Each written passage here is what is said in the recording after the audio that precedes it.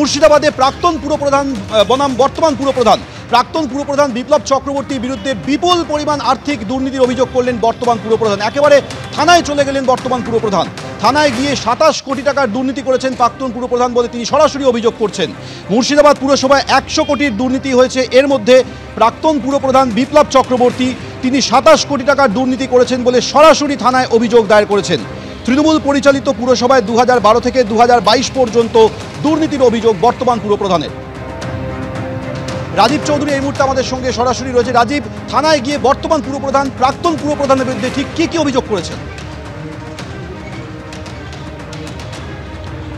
একেবারে থানায় গিয়ে বর্তমান পুরপ্রধান ইন্দ্রজিৎ ধর তিনি লিখিতভাবে প্রাক্তন পুরপ্রধান বিপ্লব চক্রবর্তী এবং কিছু আধিকারিক রয়েছেন, পুর আধিকারিক এবং ঠিকাদারদের বিরুদ্ধে মোট 12 জনের বিরুদ্ধে অভিযোগ করেছেন। তারা পৌরসভার যে সমস্ত উন্নয়ন খাতের টাকা সেই টাকা আত্মসাৎ করেছেন বলে অভিযোগ করেছেন এবং তার দাবি যেটা হাইকোর্টের নির্দেশে একটা তদন্ত হয়, সেই তদন্ত নগর উন্নয়ন দপ্তর যে তদন্ত করে সেই তদন্ত এতে এই দুর্নীতির বিষয়টি তাদের সামনে আসে এবং তারপরে কিছু কর্মীকে শোকজ করা হয় এবং সাসপেন্ড করা হয় এবং তারপরেই একেবারে মুর্শিদাবাদ থানায় এই প্রাক্তন পুরপ্রধান সহ 12 জনের নামে একবার লিখিতভাবে এফআইআর করা হয়। পুলিশ অভিযোগ নেওয়ার পরে তদন্ত ইতিমধ্যেই শুরু করেছে এবং এই বিষয়টি যেটা দেখা গেছে যে এই বিপ্লব চক্রবর্তীর সঙ্গে একেবারে যে বর্তমান যে পুরপ্রধান রয়েছেন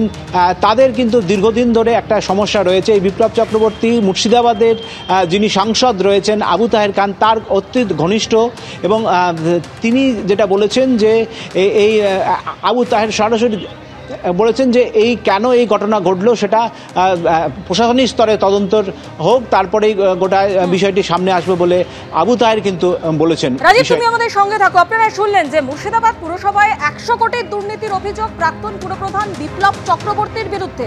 27 কোটির দুর্নীতির অভিযোগ বিপ্লব চক্রবর্তীর বিরুদ্ধে থানায় নালিশ জানিয়েছেন বর্তমান পুরপ্রধান। মুর্শিদাবাদ পুরসভার চেয়ারম্যান এই নিয়ে কি বলছেন শোনাবো আপনাদের। সর্বক্ষেত্রে একটা বেনিয়ম হয়েছে এবং ডিএলবির নির্দেশ মতো আমরা 5 জন পার্মানেন্ট স্টাফ তাদেরকে শোকজ করি এবং শোকজের উত্তর পাওয়ার পর আমরা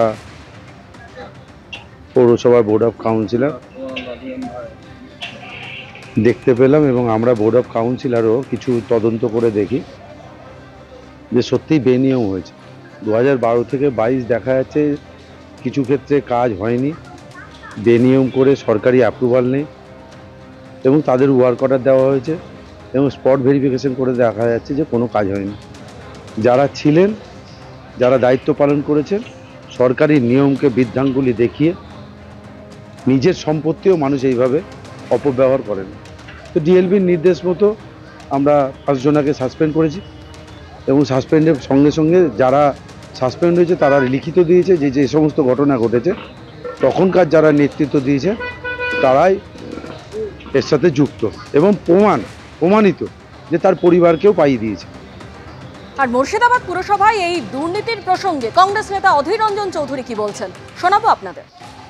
তৃণমূল দল তো এতদিন কি করত, কংগ্রেস সিপিএম কে খতম করো, দখল করো, লুট করো, এখন তো সে জায়গা নেই, কিন্তু তাদেরকে তো কিছু করতে হবে। সেটা কি? নিজেদের মধ্যে মারামারি করো। গোটা বাংলা জুড়ে তৃণমূল দলের অন্তর্দ্বন্দ্ব শুরু হয়েছে আগামী নেতা প্রকট থেকে প্রকটতর। অর্থাৎ মুর্শিদাবাদ পুরসভার বর্তমান পুরপ্রধান প্রাক্তন পুরপ্রধান বিপ্লব চক্রবর্তীর বিরুদ্ধে মারাত্মক অভিযোগ করেছেন যে 2012 থেকে 2022 পর্যন্ত এই 10 বছরে 27 কোটি টাকার দুর্নীতির সঙ্গে তিনি সরাসরি জড়িত রয়েছেন। আমাদের সঙ্গে রয়েছে আমাদের প্রতিনিধি রাজীব চৌধুরী। রাজীব, প্রাক্তন পুরপ্রধান বিপ্লব চক্রবর্তী যার বিরুদ্ধে এই অভিযোগ উঠেছে তার কি কোনো প্রতিক্রিয়া মিলল? বিপ্লব চক্রবর্তীর সঙ্গে আমরা একাধিকবার যোগাযোগ করার চেষ্টা করেছিলাম কিন্তু তাকে ফোনে পাওয়া যায়নি।